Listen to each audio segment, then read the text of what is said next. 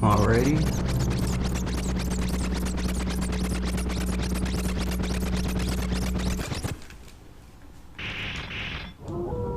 So right at the start, before I actually start this run, I changed my sub-weapon to the X button because putting anything important on a shoulder button is like cringy to me. But I've also had the unfortunate experience of like constantly having really bad shoulder buttons, so it's probably a personal bias. And there's probably nothing actually wrong with the default settings.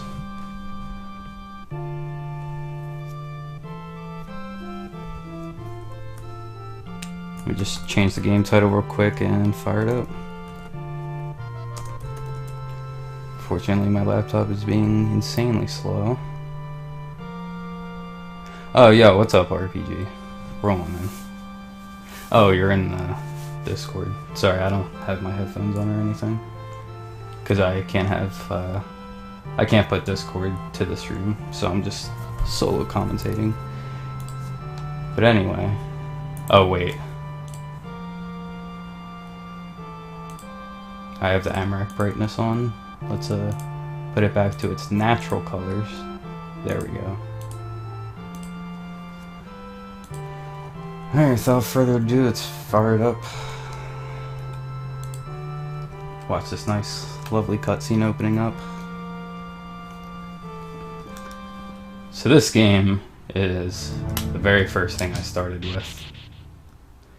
And just like you saw with Castlevania 1, it was something that, you know, I wanted to speedrun, but the game is just so good to me that I just couldn't stop just playing through it over and over, eventually incorporating some strats.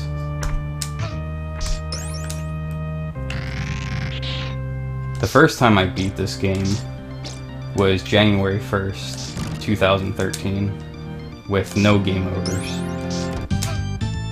And that's the first day I considered myself to be speedrunning. It was January 1st, 2013. So the crosshair I just picked up is gonna be my main sub-weapon the entire game, because the cross is just so damaging when you build it up to a triple. I'm gonna try this wall clip.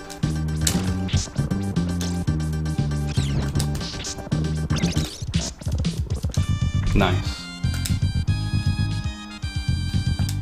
Yeah, that jump into the stairs, oh god. That's one of my least favorite parts of the run right there.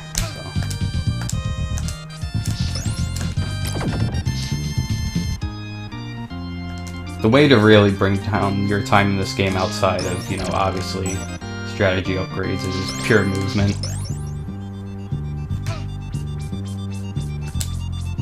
The movement is very subtle but very important in this game. And just like you saw that big error I made there, you have to, you know, precisely jump through the stairs right at the corner to optimize your time as much as possible.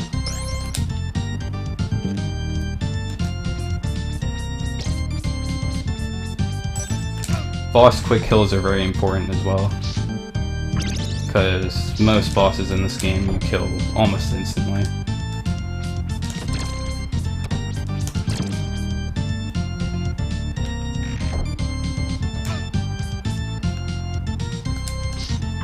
And this is why a triple cross is so powerful.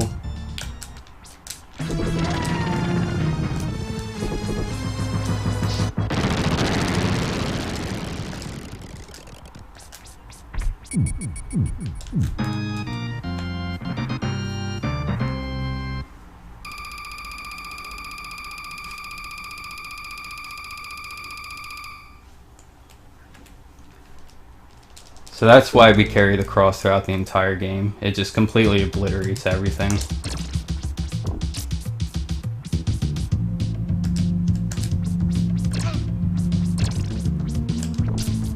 The previous tasks of this game used the cross and the holy water, but it was proven later on that the cross is just way too powerful.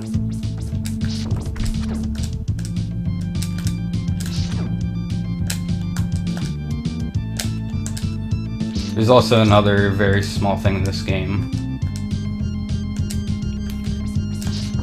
It's kind of believed that the jumping mechanics in this game are going to be very similar to Super Metroid, where you're pretty much in entire control of the jump. So you know, you would hold the button as long as you want to get a certain amount of height. You know, let go to drop down immediately. However, they probably scrapped that idea, but if that theory's correct, then the first 3 frames of the button push, they actually forgot to get rid of, or something like that. So, if you hear me refer to anything as a 1-frame jump, I am swiping the jump button for just 1 frame. It's not a situation where I need to actually press the jump button on a certain frame on the screen. It's just holding it and then releasing the jump button the very next frame.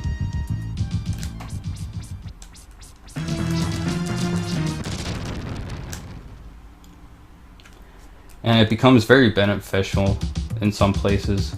The biggest benefit is in the middle of stage 8, you can make a jump under a crusher that saves like 3 to 4 seconds with a 1-frame jump.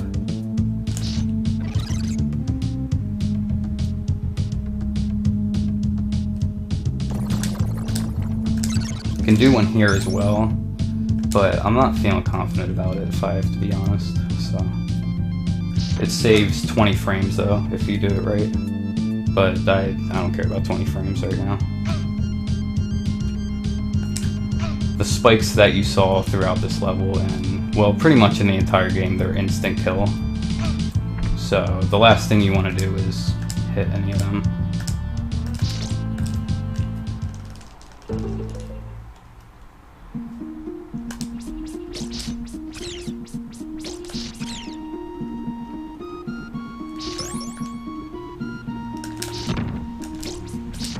Also, if I randomly mute my mic at any point, my family's just like off and on doing stuff down here today, so.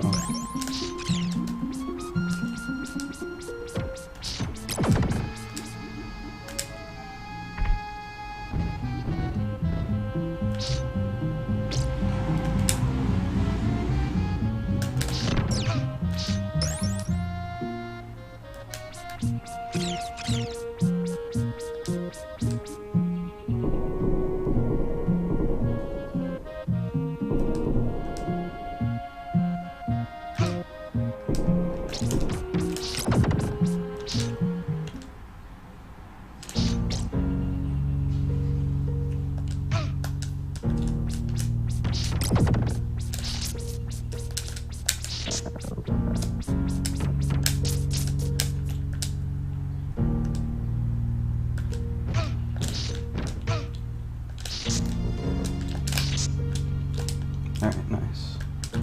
Actually, I haven't made that mistake before, whipping diagonal by accident. That was pretty strange. But I did get the perfect ring glitch, which rolls insanely deep. So another very important thing in this game that you really want to know is backup strats. Backup strats are gonna make and break how well you can play this game. You also don't want to do that, but it really doesn't matter just because of the rest of the damage boosts I need to do in the stage. I'm not really missing out on anything.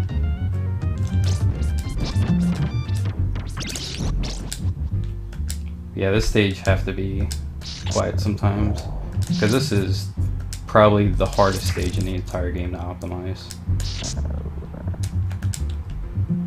I've never seen a single run where anybody optimized this stage. Not one single run, not from me or anybody.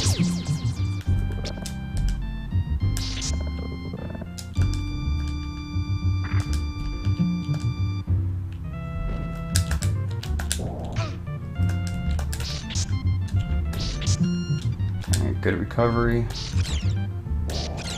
See what these skeletons do. Alright, good. We actually want them to like space each other apart, but just for the sake of not chancing it and dying.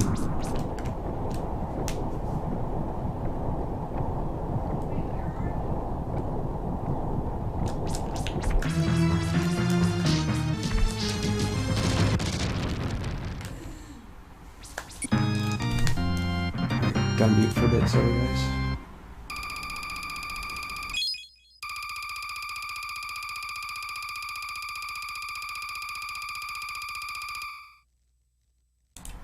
Never mind, I'm good. Rolling back in.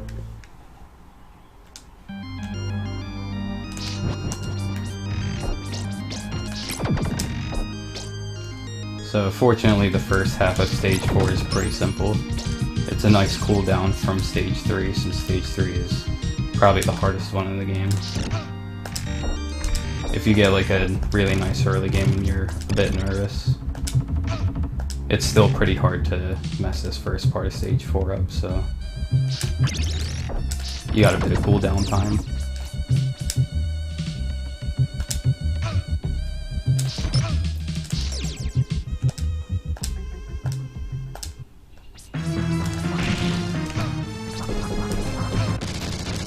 Smack him in the face.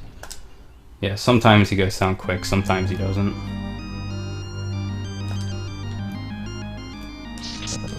There isn't much true randomness in this game. At least when you're speedrunning it and you're just passing by them. Like, if you stay on the screen for a while, you know, it's gonna start to get random. But most of the enemy movements, well, some of them are set. You'll be able to do the same thing every time. And then there's other enemies that have a couple of patterns they can do when you approach them, and you just need to know the appropriate strategy to do for whichever pattern situation you're in.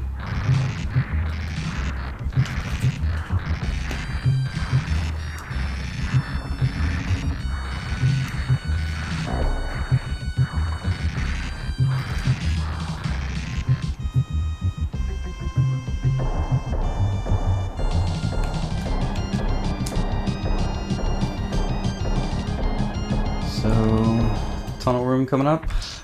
Mode 7, hell yeah, dude. So, I actually need to do this screen very, very specifically, because these skeletons that are spawning will get out of control if I mess up anything at all. And I mean just about anything. But as long as I do the same thing every time, the game will do the same thing every time. Usually I boost off that skeleton, but I took an extra boost off Wexel, so I took it safe. But here comes a zip. I'll explain it afterward. I've actually struggled with this recently, so I might not get it.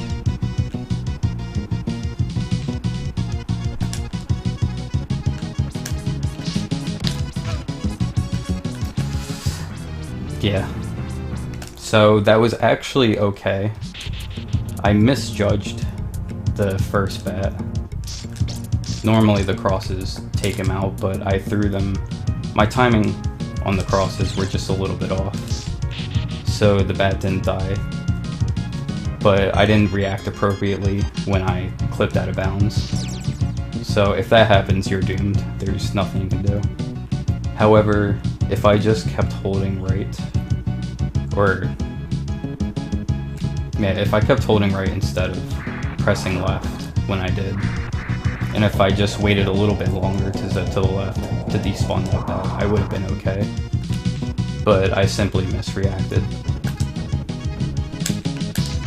Whoops. I forgot I don't have the cross. And unfortunately, unlike Castlevania 1, it's a little easier to get through these stages without anything. So, I'll be just fine. There's also a cross at the beginning of this next stage.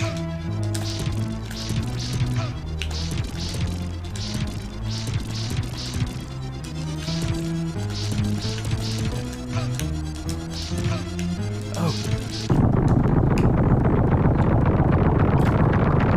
Yeah, not bad.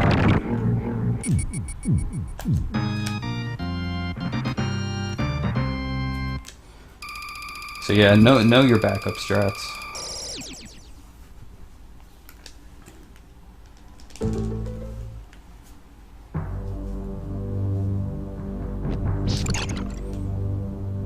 So right at the beginning of this stage, you got these random harpies. Just like you see me getting smacked in the face right there. You actually have to jump up that slope to reduce 10 frames of lag. But I didn't start jumping at the right time and kind of need the cross, so just waited for that. And there's 3 sections here where the harpies can randomly spawn. And that's one of the parts of the game that is truly random. They will spawn whenever they want, whatever position on the screen they want to. Just like this. I'm also looking for my double shot.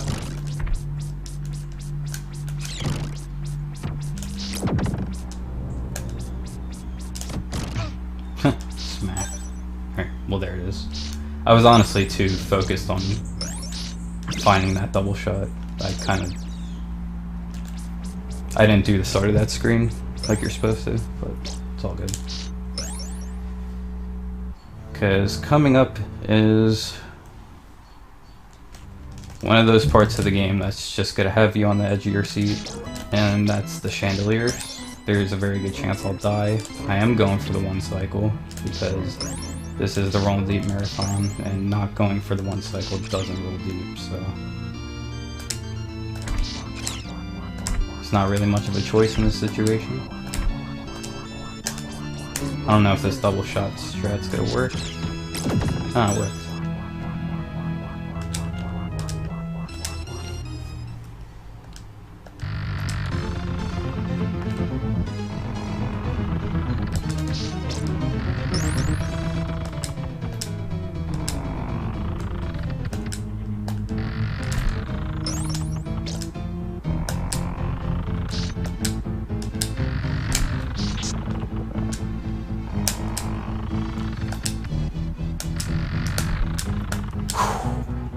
Okay. I was gonna say you don't know how close I was to dying there, but I think you could see how close I was.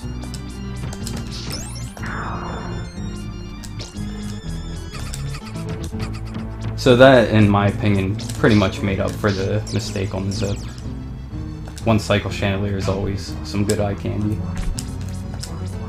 So this strat right here is actually really hard, but if you use a whip right there while those ectoplasms are on screen, you'll get an extra 10 frames of lag. So the problem with that strat is the first cross I threw has to be very precise in terms of its height, or else it won't work. However, I'm confident enough in my gameplay to always do it, so.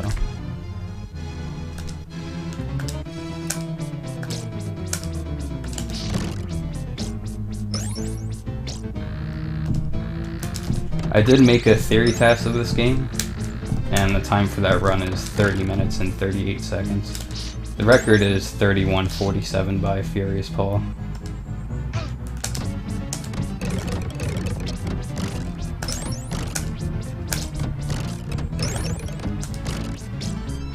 He's a very long time speedrunner of this game. He had some year breaks in between. However, he gave this game life in 1999. That was his first documented speedrun of this game, which, if I remember correctly, was like 37:40 something. And these coffins suck. Again, another really precise trick.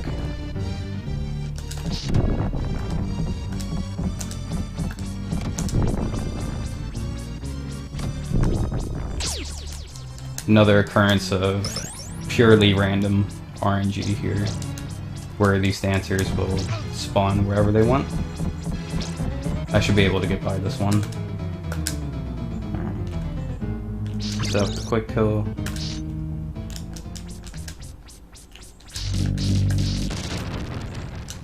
Triforce? Hell yeah, dude.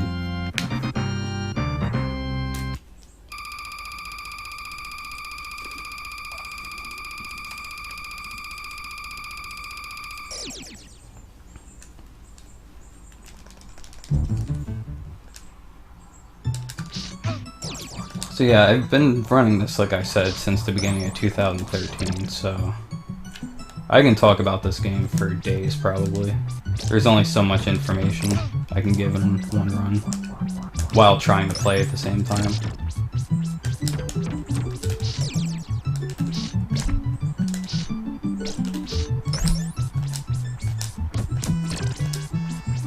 Simon has a 10-frame crouching animation if you drop from 2 blocks or higher, but you can avoid that by jumping right as you land.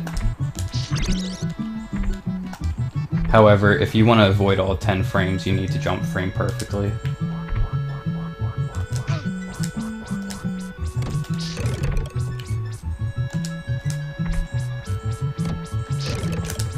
Very nice. I'm abusing the cross there, the standing cross, because when you throw a cross on the ground, you're stuck on the ground unless you jump. So what I'm doing there is whipping cross and then hold right so I don't fall off.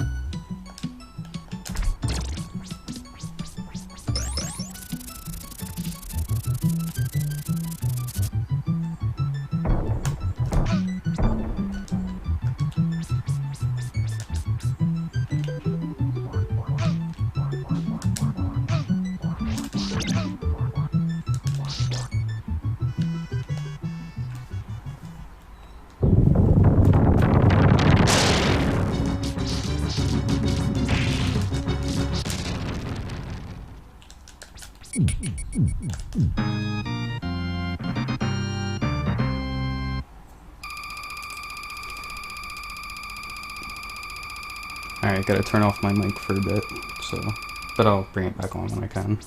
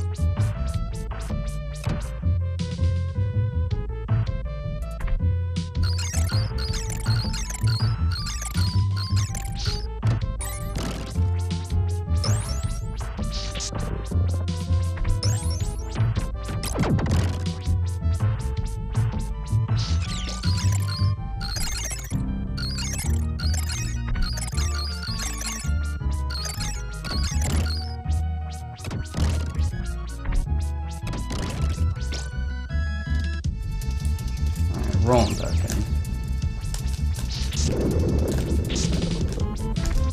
So yeah, you saw me complete Stage 8, the one before this, which is outside of Stage 3, the hardest one in the game, definitely. I got the 1 frame jump under the Spike Crusher in the second room. I couldn't hear my audio cue there either, so rip. Yeah, that Stage 8 was really solid. I went for Vegas as well, which was the disappearing blocks right before the boss.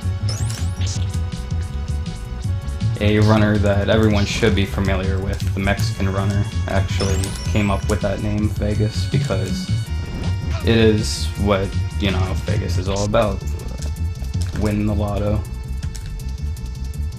And those disappearing platforms are pretty much a complete lottery. It's at the mercy of the game. Oh, whoops.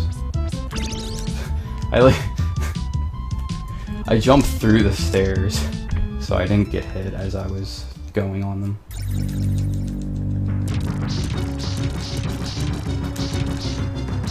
Oh, this guy's being a jackass. Yeah, this is not gonna go well. Yeah, that's up too high. I might be able to recover it though.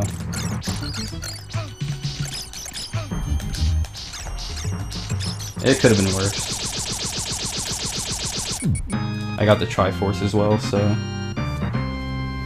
still pretty exquisite in my opinion. With that bat fight, you gotta hit the big bat 22 times. But on the 22nd hit, you want to get the bat to break into 3 parts when he's, you know, lower on his swoop.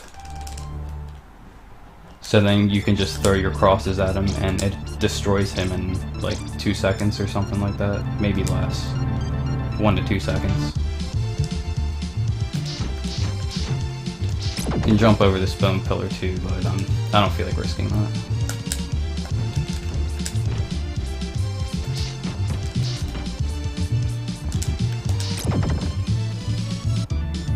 A lot of lag going up these vertical shafts.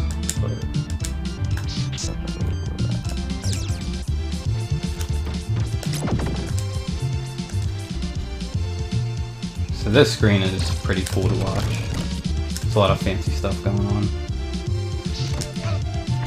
You can make an early ring cycle here by damage boosting off that Medusa head and then grabbing it at the right time. And then, oh, what the hell was that? Whoa. Hello? Okay.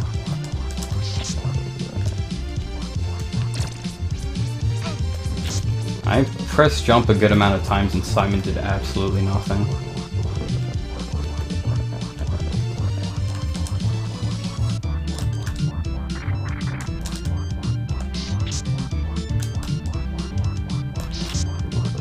I got both of the early ring cycles though. You need to manipulate that camera pretty precisely, so when that bone skeleton shoots the fireball it won't hit you. And hopefully I get a right side spawn because I don't have enough crosses for left. Oh, metal, that's great. So this is the worst spawn. If he throws the bandages, which he didn't, that would be like the absolute worst spawn. But this is still the second worst spawn.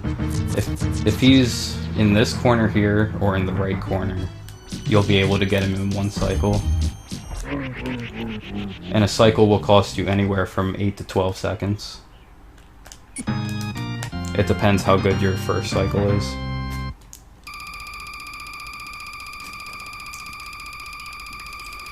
How do I deal with lag affecting my gameplay so much in this? Because there's a lot of lag. Well, the lag itself isn't too random. Like, it's kind of weird. Like, the lag is almost fixed, you can say. As long as you're traversing through the screen, you know, the same way as usual. And this game's actually good with, like, if it's lagging, your inputs don't really get eaten. I don't really know what happened on that gear there in stage A because I hit the jump button multiple times and nothing happened, but besides that.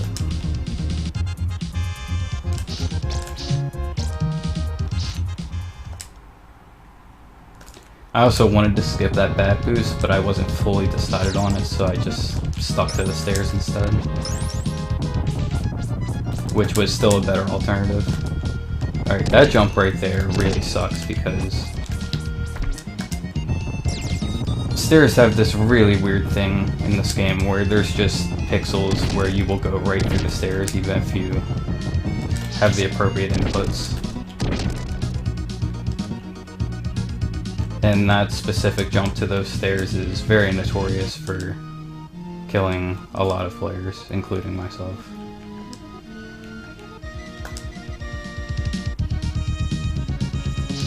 Oh, there you go. 1, 2, where's he going?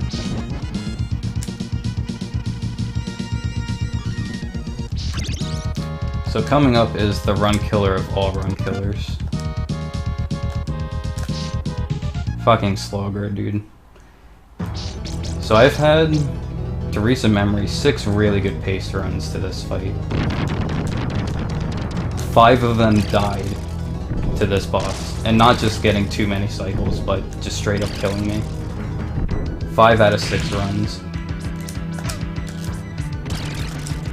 Are you kidding me? And he gives me a fucking 6 cycle, dude. What the fuck? Holy shit, dude. That's like maybe the 5th one I've ever done in a run. Holy shit, dude. Of course, it's on a run that doesn't matter. And then for this, I'm delaying his first cycle so I can do the quick kill on the second cycle. If I remember correctly, it's like 40 frames, I think, compared to killing him immediately in the first phase and then delaying the second phase. And then the death fight here is really sick. Pretty much spam crosses right when he traverses to the right side, completely skipping. Oh, I might not do it here though. Yep. Alright, there's yeah, you're supposed to skip these patterns.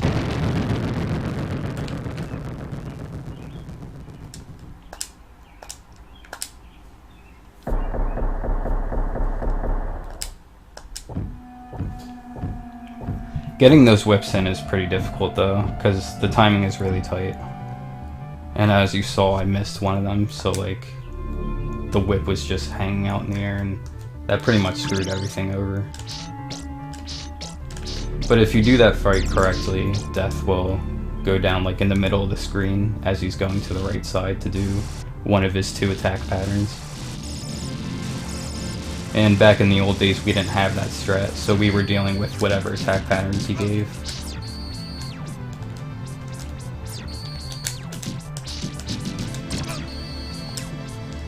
And that was figured out by our fellow Japanese runner, Hanage Belmondo. He's pretty much the mastermind behind most of the strats in this game.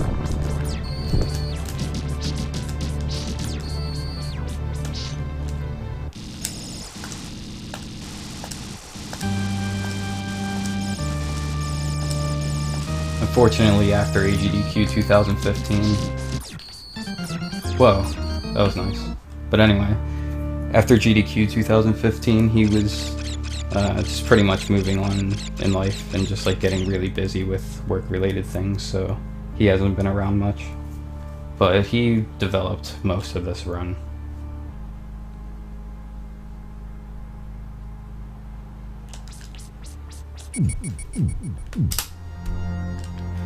I'll take a 30... Oh, whoops, my timer didn't stop. I'll take a 33-27 with a zip death, and you know, of course, realistically, a lot of mistakes everywhere, but I don't care. I'm just trying to commentate it as much as I can. That's a really good time.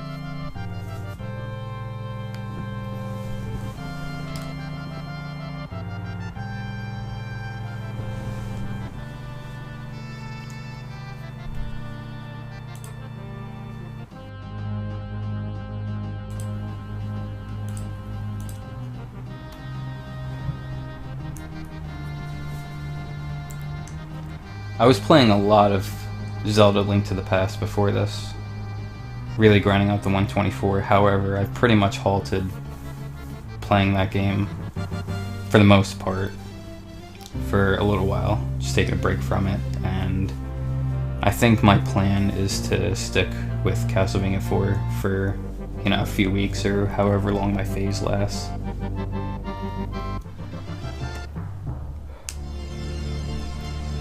I speedran this game from 2013 to the end of January 2015 for 2 years straight. There was no break in between that.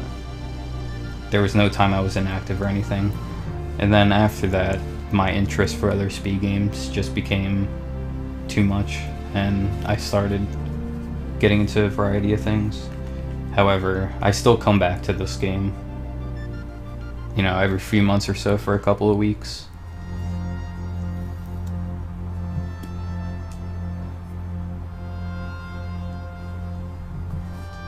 This game is pretty much my baby in speedrunning. I mean, how else can I put it?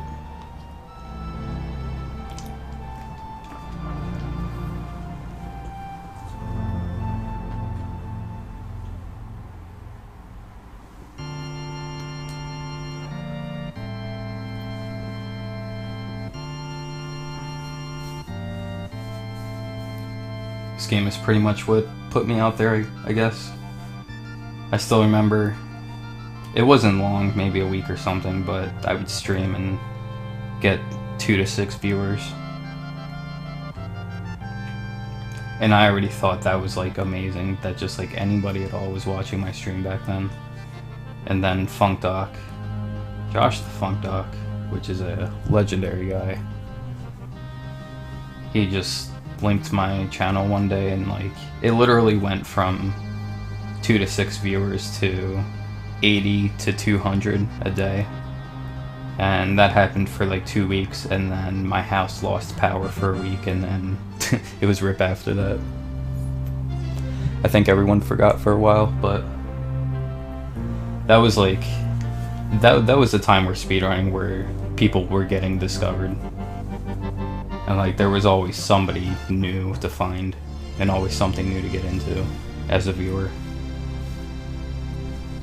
I feel like these days people know more of what they want to watch and who they want to watch.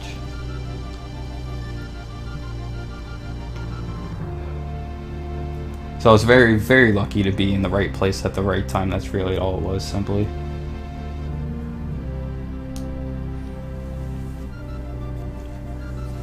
So coming up now, we got Castlevania 3 by your boy Canis. Well, actually, wait, because I originally have Canis scheduled for CB3 on another day. I'm actually going to talk to him real quick and see what he wants to do.